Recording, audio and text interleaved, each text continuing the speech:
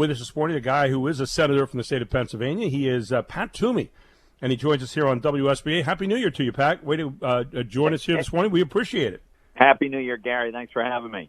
Thanks so much. Hey, I wanted to get into, first of all, the senatorial elections. Obviously, all eyes focused on Georgia today. Unusual to have two senator jobs up at once. One was appointed back in 2019 with Kelly Loeffler taking over for Johnny Isakson, who left because of health reasons. And then the other one is the regularly elected one, where you have Senator Perdue, who is standing for election as a regular matter of course. What's your take on what's going on down there right now, and what does it say about the rest of the country, or is this just simply something peculiar to Georgia right now? Obviously, it has national implications. Well, that's just it. It's going to determine our fate for at least the next 2 years, probably beyond that, because historically, you're right, it's very unusual to have both senators from a given state on the ballot at the same time.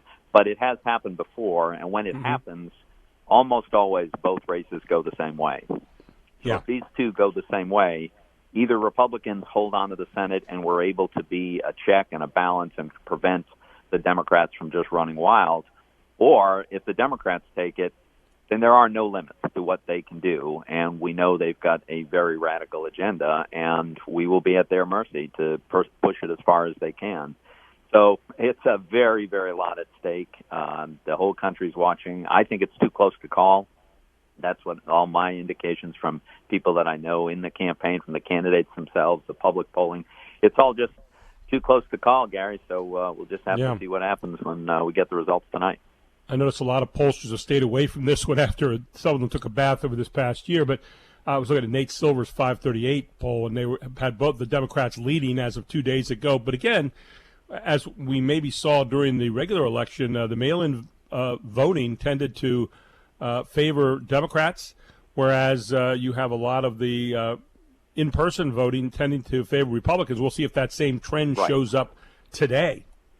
Well, that's almost certainly going to be the case. The question is it enough? So you can do the math. You can look at by party registration who has mailed in their ballots so far. And yes, far more Democrats have mailed in ballots than Republicans so far, but that's not a surprise. We'll also have far more Republicans than Democrats show up today on Election Day. The question is, what's the net of all that, right? So it looks like it's going to be very close. We just don't know yet. From your vantage point, and I'll put you on the spot a little bit, how has President Trump affected this vote, if at all, in the last several weeks with the challenges, obviously, to his defeat and saying that it wasn't a defeat, in fact, we won, and trying to find votes in various states? Do you think it's just your gut impression? Has it affected it negatively or positively? Do we have to wait and kind of see tonight and in coming days on exit polls on what's said about that? Yeah, well, we will know more in the future. We'll know based also on geographical turnout to some degree, demographic turnout. But I will say it's been a very, very long time since a Republican Senate candidate has lost a special election in Georgia. 1992. That's a long time. Okay, so 28 years, and we've had Republicans in the Senate that entire time. And honestly, I think if this were just a question of which candidates do you prefer, and do you think the Senate should be controlled by Republicans or Democrats, I think we win that. But the president, introduces a different variable that energizes the people who hate the president, and there's a lot of them in the Democratic Party. So I do think he's made this more challenging for David and Kelly, but he's also gone down there, including last night, to drive turnout among his supporters. So again, Gary, it's hard to know what the net effect of all that is. We'll just have to wait and see. Obviously, if the Democrats win, it's 50-50. And then obviously you have the president of the Senate, who's the vice president of the United States, casting the ballot, or the deciding ballot, assuming that 50-50 is the way people vote each time. Obviously, that's not the way it always happens. I want to ask you, from a guy looking from the inside out, working inside the Senate, what are the machinations of senators right now? I mean, you hear a lot about the back and forth between the far left of the Democratic Party and maybe some of the more moderate Democrats who are more toward the middle right now, and that all is not necessarily well there. So do we just assume the 50-50 vote is as it is, or is there more to it than that when you look from the inside out?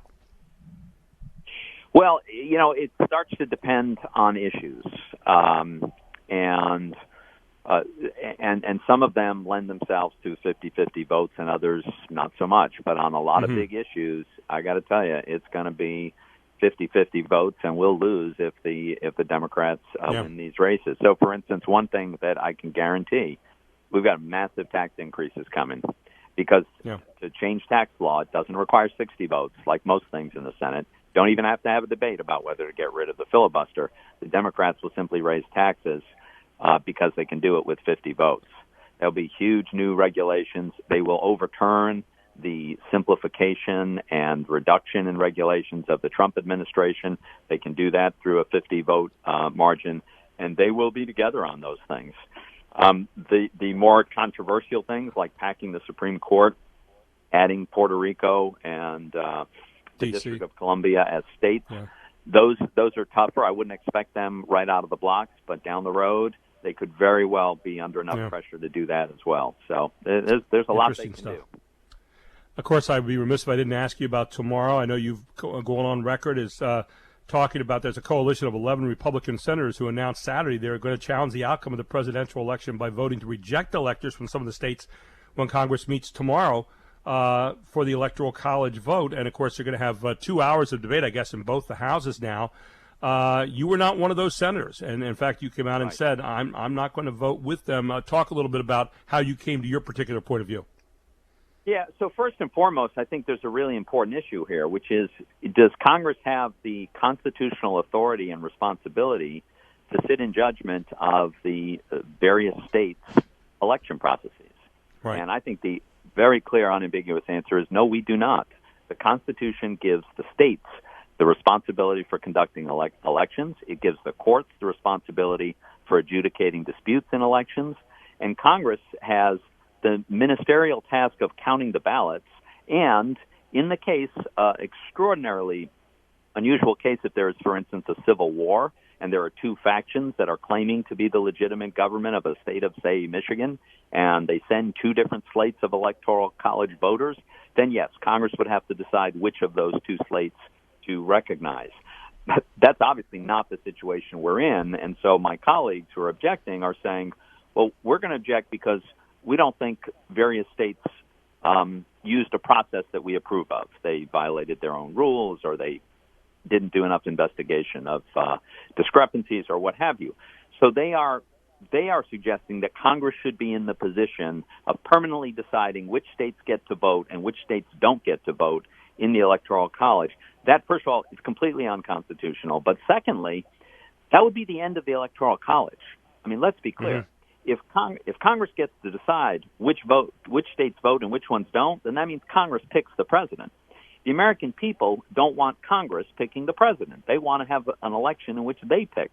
So if we were to systematically decide we're going to decide which states we accept and which states we reject, then pretty soon the Electoral College is history. And when the Electoral College is history, well, that's really terrible for America. It means Republicans no longer have a chance of being elected president. You know, we've won one presidential popular vote in the last 32 years, once for Republicans.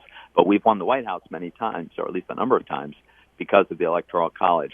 This is a very serious threat to the Electoral College, and that's one of the main reasons why I think it's the wrong path to go down. Senator, appreciate you telling us your point of view this morning. Thank you so much. We look forward to talking to you again next month. Take care now. Thanks for having me, Gary.